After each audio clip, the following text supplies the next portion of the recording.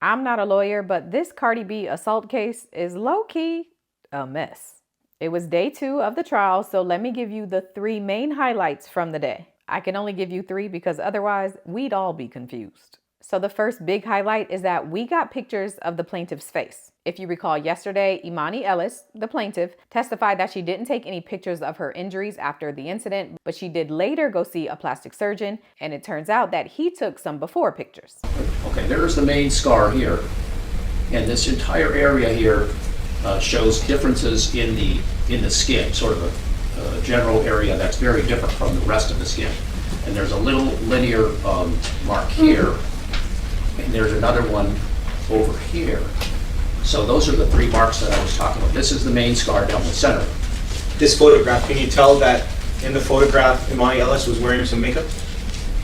It appears she is, yes. The doctor testified that his treatment for Imani included some medical microneedling.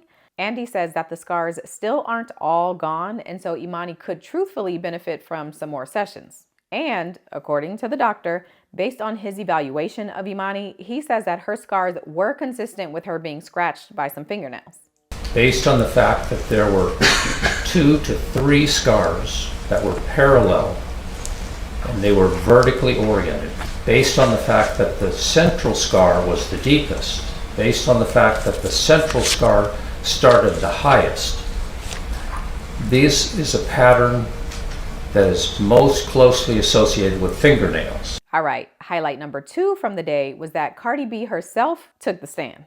She was actually called by the plaintiff as a hostile witness, but honestly, she was anything but hostile. She was funny. Yesterday you had black hair, short hair. Today it's blonde and long. Which one is your real hair? Or are they both real? They're wigs. So I'm really confused what her hair has to do with this case. So on the stand, Cardi B details her recollection of the day, saying that she was in LA and needed a doctor that could be discreet. She had never gone to this particular doctor before, and she never went back after, because the only reason she went that day was because she was feeling weird and she wanted to be checked out. So Cardi testifies that her and her bodyguard go to the medical building, but she did not want the bodyguard to come up with her. Did he go up with you to the medical place? No, I didn't want him to know that I was going to an OBGYN. So. You didn't want your security guard to know that? No. Why? Well, first, I didn't want people to know that I was pregnant. Second, I was a little like, I don't want a guy that I work with to know I'm going to a vagina doctor. See, now I knew I should have went down to that courthouse today just to laugh at her on this stand. Now, while she's on the stand, Cardi starts talking about what actually happened during the altercation. I just remember me getting out the elevator. She was coming in. I was coming out. I could hear her. She was talking on the phone. And she said, "Oh my God, y'all, Cardi B's here." So I kind of speed walk, but I feel her behind me. Then I hear her talking like, "Oh my God, Cardi B is here." So I turn around and she had her phone. She didn't have it here no more. Now she has it here. And I asked her, "Yo, why are you recording me?" And she clearly looked like the security. She looked like the security guard. She's uniformed down. And I'm like, "Why are you recording me? Are you security?" And she's like, "Oh, my bad." But then I'm walking and I feel her still following me. So like as I'm walking, speed walking, trying to look for the office, I turn around again and I'm like, "Why are you following me?" She's like, "Cause I can." It's like, "No, you can't. Why are you following me for? Like, ain't you supposed to be security?" And she's like, "Cause I can." It's like, "No, you can't." And she's like getting closer and closer. Like now she's like in front of me where I can't even like really maneuver. And I'm like, "Ain't you supposed to be security? Like you grouped out, you're recording me. Now you following me. Now we're like chest to chest practically." So I keep telling her like, you need to back up. And I'm thinking to myself like, this girl is big. She's big, she got big black boots on. And I'm like, damn. And I keep telling her to back up, but she's not backing up. And we arguing. cursing at each other. I did call her the B word. I did call her out of my face. I did say, get the f out of my face. You're in my face. You're screaming in my face. And she kept telling me, like, you're going to leave my building. I'm not leaving.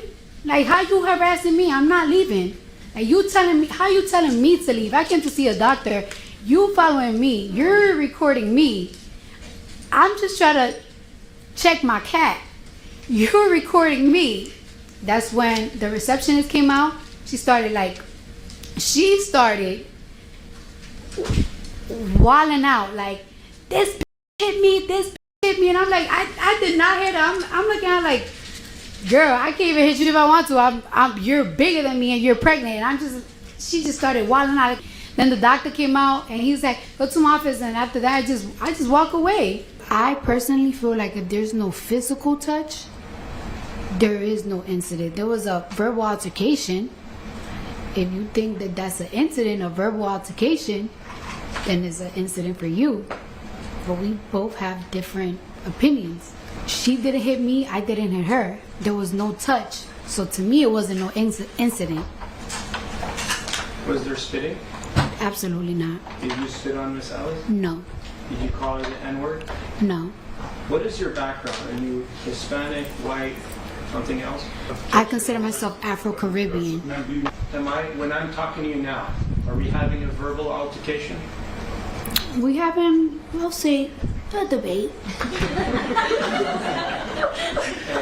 And that testimony leads to my third highlight of the day, but it requires a little bit of context. So according to Cardi B, when she and Imani Ellis got into this verbal altercation, the doctor she was there to see and the doctor's receptionist came out, witnessed the altercation, and even stepped in between the two of them to separate them. Now, this is important because that technically makes these two people witnesses to this incident. And according to court documents, Cardi has been saying since at least January of 2023 that this doctor and this receptionist were actually witnesses to this incident. She just didn't know their names because, again, she had only went there one time. I didn't remember the name. I told him there was two witnesses, the receptionist and the doctor. I told him it was a doctor. My doctor came out at the time, the guy that checked me, and the receptionist. She knows. She was there. He was there. Who knows? The plaintiff. She knows.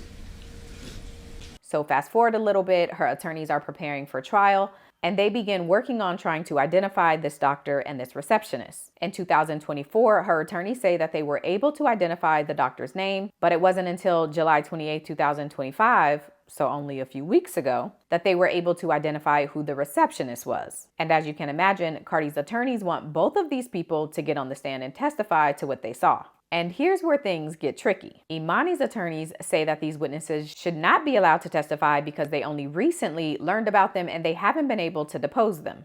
But apparently, the receptionist sent in a declaration with Cardi's team saying that shortly after the incident, Imani Ellis reached out to her, meaning the receptionist, asking her to help Imani sue Cardi B. And so with this declaration in hand, the judge asked Imani Ellis if she's ever reached out to this receptionist. Actually, let me first start. So, Ms. Ellis, you understand you're still under oath, yes? Yes. Okay. I have a declaration from Tiara Malcolm, and she states that you telephoned her approximately 2 months after the incident, and that you asked her for her assistance in pursuing claims, and she said she didn't want to get involved. And she said, quote, she told you, "You've got to be kidding me." Did that conversation happen? Never.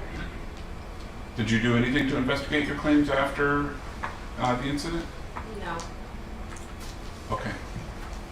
All right. So the judge has ruled that the doctor can testify for the defense, but he said he needs a little bit longer to think about if the receptionist is going to be allowed to testify. So the plaintiff side is expected to rest their case tomorrow on day 3, and then Cardi's side will begin the presentation of their case. Honestly, for a situation that lasted less than a minute, this is so much.